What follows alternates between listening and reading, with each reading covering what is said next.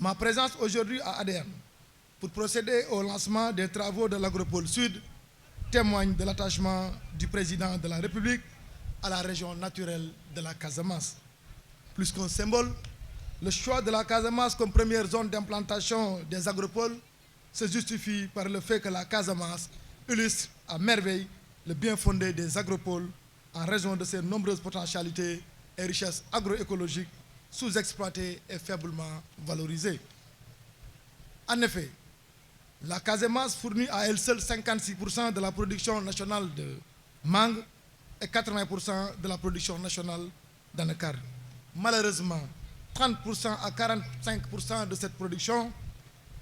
sont perdus après la récolte à cause, entre autres, du déficit infrastructurel, technologique, logistique et financier. Cette situation impacte négativement sur le taux de transformation des filières prioritaires retenues, qui se situe à 2% pour la mangue et 5% pour l'anacarde. La productivité agricole de la région peut pourtant être davantage améliorée si l'on arrive à remédier au vieillissement des plantations et à leur exposition aux maladies nuisibles telles que la fusariose, la mouche des fruits, mais aussi au non-respect des bonnes normes de pratique agricole. Ainsi, le gouvernement du Sénégal fonde beaucoup d'espoir sur les solutions visant d'abord la structuration et le développement de la productivité des filières agro-industrielles qui portent sur la plantation de 2500 hectares de nouveaux vergers de mangue et l'accompagnement au surgreffage de 3000 hectares de manguiers, l'installation de 6000 hectares de nouvelles plantations d'anacarde et l'appui pour disposer de 4000 hectares d'anacarde éclaircis et rajeunis. La production et la fourniture de semences pré-base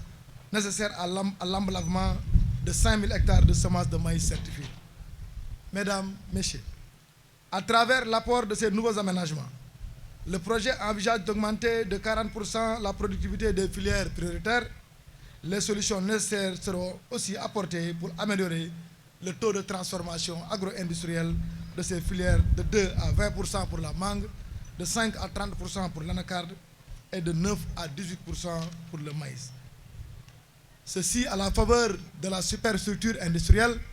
qui sera implantée dans toute la région composée du module central d'Adéane, des modules régionaux de Bignona, de Kolda et de Sédhiou et des plateformes départementales d'Oussy, de Goudomp, de Bunkiling, de Vélingara et de Médina Yoro Foulah. Ces infrastructures seront réalisées selon les exigences d'une économie verte à travers la création d'énergies renouvelables, notamment le solaire, l'installation d'unités de traitement des déchets et des eaux usées de l'agriculture et de son environnement, la valorisation du biogaz destiné à la production de l'électricité. Aussi, les entreprises appelées à intégrer les parcs industriels de l'agropole seront accompagnées par la société de construction et d'exploitation détenue majoritairement par le secteur privé. En termes de retombées économiques, il est attendu 103 milliards d'investissements privés, la création de 14 500 emplois directs, 35 000 emplois indirects, dont 50% de femmes et 60% de jeunes, et un impact positif pour 65 000 ménages, soit environ 350 000 personnes.